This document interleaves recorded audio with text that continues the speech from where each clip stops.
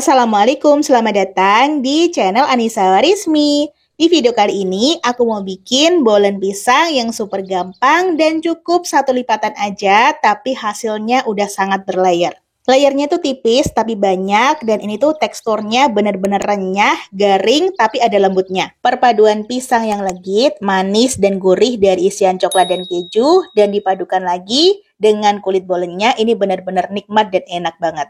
Sekarang langsung aja kita ke cara pembuatannya. Yang pertama kita siapkan pisang. Di sini aku pakai pisang raja bulu yang udah cukup matang, atau teman-teman bisa pakai pisang uli. Pastikan pisangnya udah benar-benar matang supaya nanti teksturnya lebih legit dan rasanya lebih manis. Karena nanti adonan kulitku kecil, jadi untuk satu pisang aku bagi menjadi 3 bagian. Setelah dipotong-potong jadi 3 bagian, kemudian kita tambahkan dengan secukupnya margarin, dan di sini pisangnya akan kita tumis sampai berwarna kecoklatan. Tumis pisang dengan api sedang sambil sesekali dibolak-balik sampai pisangnya matang merata. Sebenarnya dalam pembuatan pisang bolen, pisangnya sendiri boleh ditumis dulu seperti ini atau boleh juga pisang mentah. Tapi kalau aku pribadi lebih suka ditumis dulu supaya aromanya jauh lebih wangi dan lebih awet. Nah, kalau di beberapa sisinya udah mulai kecoklatan, tandanya udah matang, ini bisa langsung kita tiriskan dan kita sisihkan sebentar. Selanjutnya, kita akan ke proses pembuatan bahan A. Siapkan panci atau sospen, masukkan 100 gram butter, atau teman-teman bisa mix antara butter dan margarin, atau bisa juga pakai full margarin. Tambahkan dengan 60 gram gula halus, dan 150 gram air. Ketiga bahan ini yaitu campuran butter, gula halus, dan juga air akan kita masak sampai butter leleh sempurna. Di tahap ini prosesnya hampir mirip kayak proses pembuatan kue sus ya, tapi ada sedikit yang berbeda. Nah, setelah butternya leleh sempurna, selanjutnya kita angkat dan sisihkan sebentar. Tunggu sampai suhunya hangat-hangat kuku, kemudian kita siapkan wadah atau bowl yang bersih dan kering. Masukkan 300 gram tepung terigu protein tinggi. Kemudian tambahkan campuran butter, gula halus, dan air yang sudah kita lelehkan sebelumnya. Pastikan kondisinya sudah cukup hangat-hangat kuku ya. Aduk dengan spatula sampai tercampur rata. Ini proses pengadukannya cukup gampang, jadi nggak perlu pakai mixer. Nah, setelah semua tepungnya tercampur rata dengan bahan cair, selanjutnya kita tambahkan dengan 1 butir kuning telur. Kemudian ini kita aduk atau kita ulen sampai telurnya tercampur rata dengan adonan. Di tahap ini teman-teman boleh banget diulen manual dengan tangan sampai teksturnya setengah kalis, atau bisa juga di mixer. Ini nggak bisa diaduk hanya pakai spatula ya teman-teman, karena kuning telurnya akan susah tercampur. Nah, karena aku pengen lebih cepat prosesnya, jadi aku mixer sebentar. Untuk pemixerannya sendiri juga nggak perlu terlalu lama. Cukup di mixer selama kurang lebih 3-5 menitan atau sampai teksturnya menjadi halus dan lembut seperti ini. Nah, ini teksturnya udah cukup setengah kalis, artinya kalau kita pegang dia udah nggak lengket, tapi kalau kita rentangkan dia masih sobek.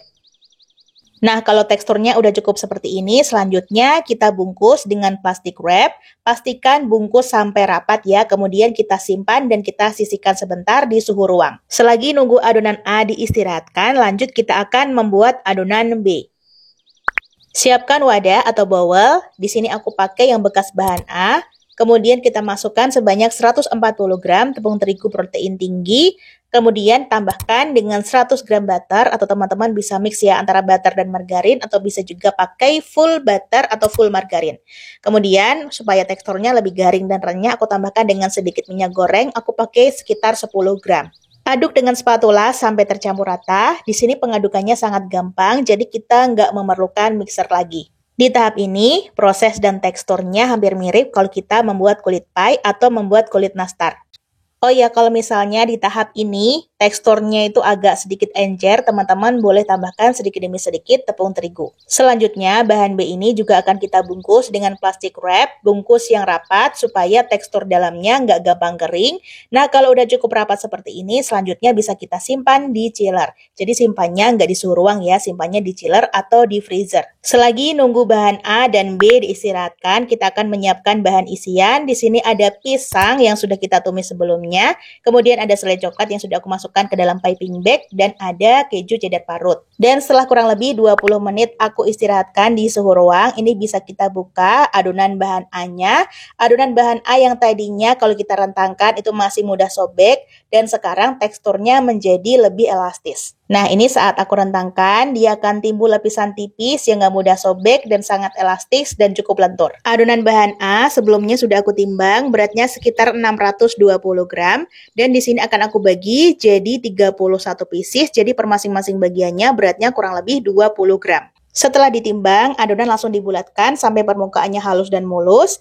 Dan ini udah aku timbang ya, beratnya kurang lebih 20 gram. Kemudian aku bulatkan dengan cara seperti ini sampai permukaannya halus dan mulus. Dan pastikan bagian bawahnya juga rapat. Selanjutnya kita letakkan ke dalam wadah. Adonan A ini sangat lentur, jadi gampang banget saat dibentuknya ya. Pastikan permukaannya sangat halus seperti ini supaya nanti nggak gampang bocor. Lakukan sampai semuanya dibulatkan dan bisa dilihat hasilnya itu sangat halus, mulus, dan mengkilap. Jangan lupa tutup dengan kain bersih atau plastik bersih supaya adonan nggak gampang kering. Lanjut kita ke bahan B. Ini bahan B-nya juga aku udah simpan selama kurang lebih 20 menitan di freezer. Kemudian ini aku timbang itu beratnya kurang lebih 250 gram. Dan akan aku bagi jadi 31 bagian di mana per masing-masing bagiannya beratnya kurang lebih 7-8 gram. Sama halnya seperti bahan A.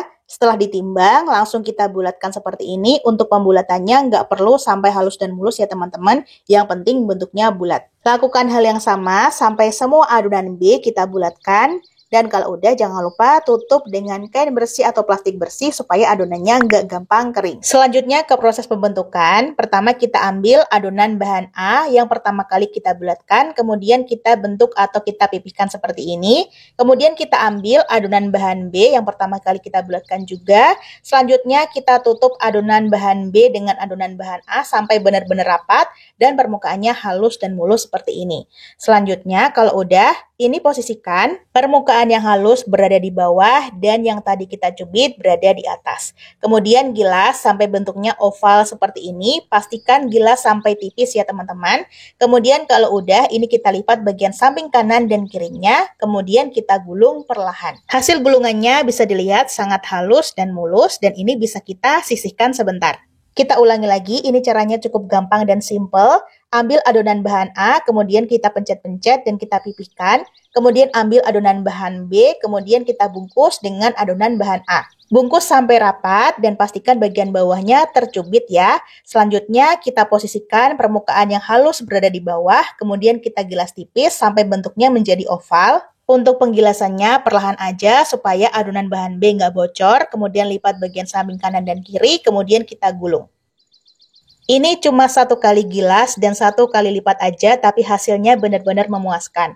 Tuh, setelah digilas tipis, kemudian lipat bagian samping kanan dan kiri, kemudian kita gulung, kemudian disisihkan.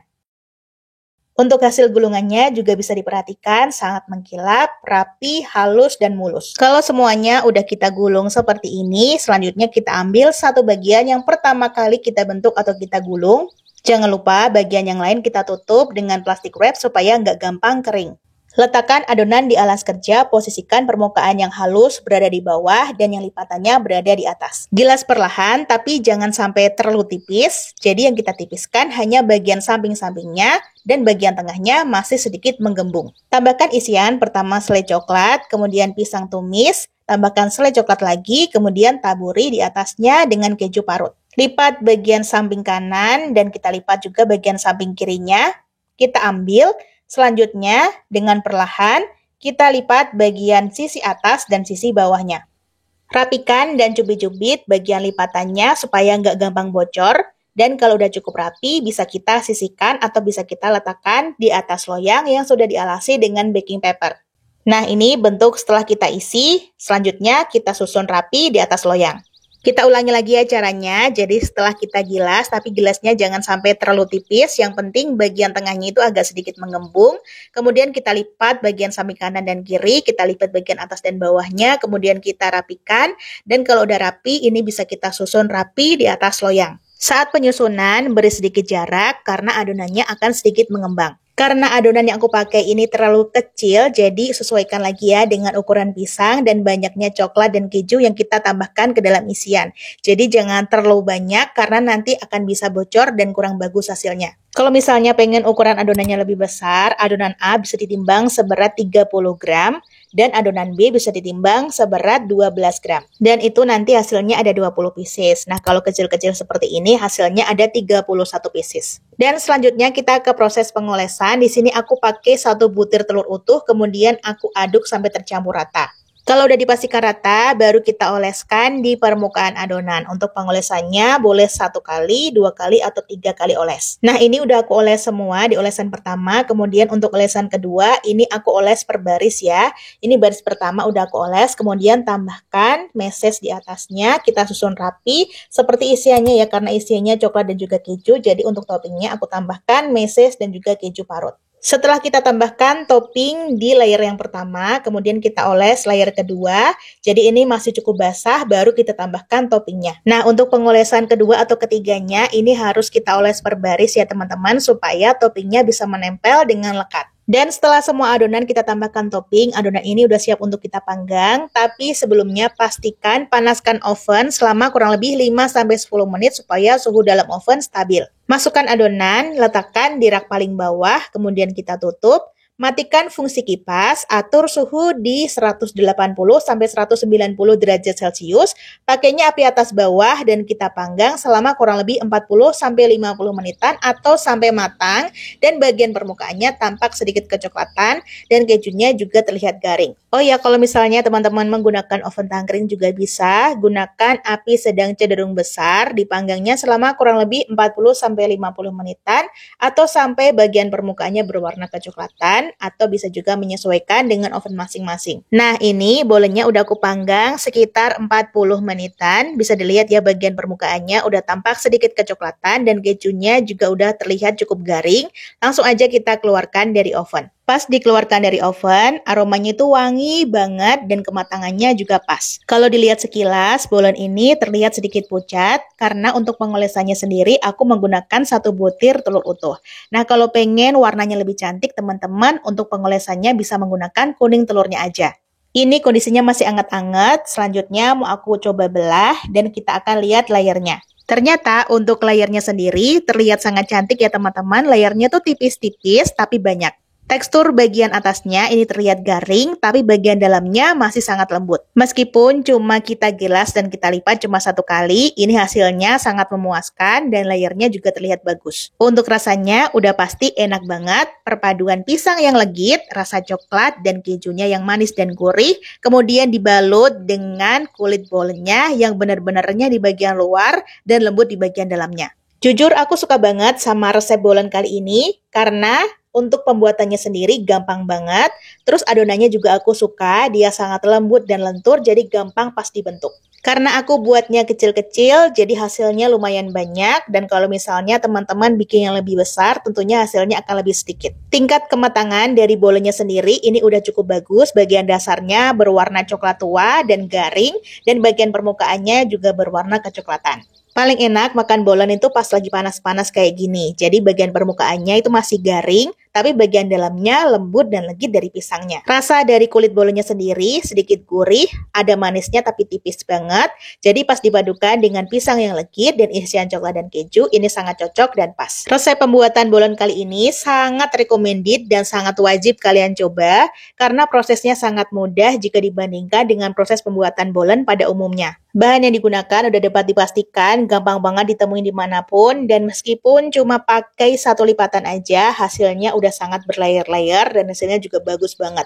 Bolen pisang ini bisa tahan di suhu ruang kurang lebih 3 harian dan bisa tahan di chiller kurang lebih 1-2 mingguan. Nah, kalau misalnya disimpan di chiller, biasanya aku panaskan lagi di oven atau di air fryer selama kurang lebih 5 menitan. Itu bagian luarnya akan garing lagi dan bagian dalamnya akan lembut dan lumer. Dan mungkin segitu dulu resep dan tutorial yang bisa aku sampaikan. Semoga bisa dipahami dan dimengerti. Terima kasih sudah nonton videonya. Wassalamualaikum, semoga bermanfaat. Sampai jumpa di video selanjutnya. Selalu sajikan masakan yang enak dan sehat untuk keluarga tercinta. Selamat mencoba di rumah.